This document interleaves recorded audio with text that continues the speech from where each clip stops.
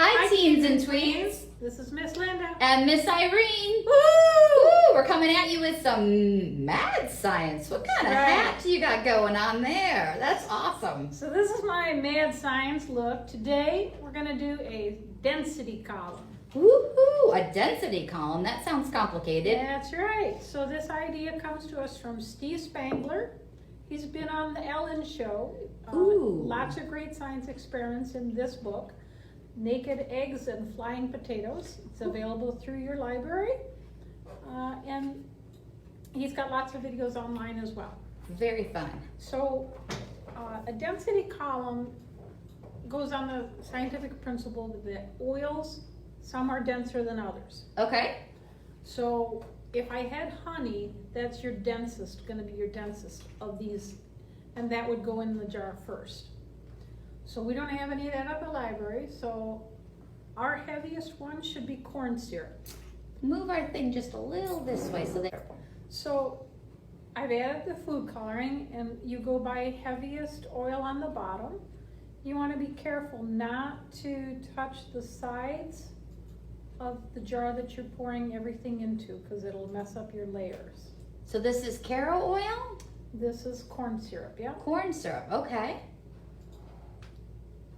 That's kind of, and that one you added the food coloring to? I added some yellow food coloring to that one. Okay. So then the next lightest of the heavy oils is dish soap. In theory, this is gonna stay right on top of the corn syrup. Sure looks like it's gonna do that. Check that out. Very cool.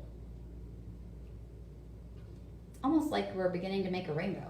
And surprisingly, the book tells me to put water next. All right, let's check it out. Not vegetable oil. That surprises me too. Me too. Ooh, there's the water. So I still see 3 kind of layers there. All right, now we're doing vegetable Now oil. we do vegetable oil.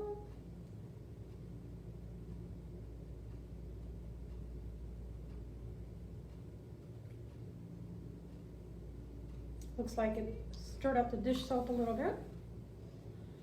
Our next one is rubbing alcohol, and as you can see, I added food coloring to that as well.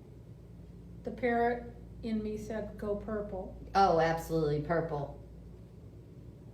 Ooh, that's looking really cool.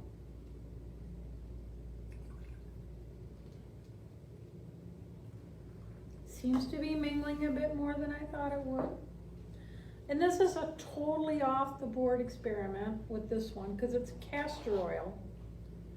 And it doesn't seem to play well with others. So first we should look at this before I go wild and experiment. Wow, look at that. You can see, layers. absolutely. I'm gonna zoom in just a little bit, Miss Linda, so everybody can see. That is really cool. You can see how different things are denser, and the heaviest is at the bottom or at the top? At the bottom. At the bottom. So honey would have been at the very bottom if we had added honey, but instead we started with the oil. Okay, corn syrup. And then your dish soap. Cool.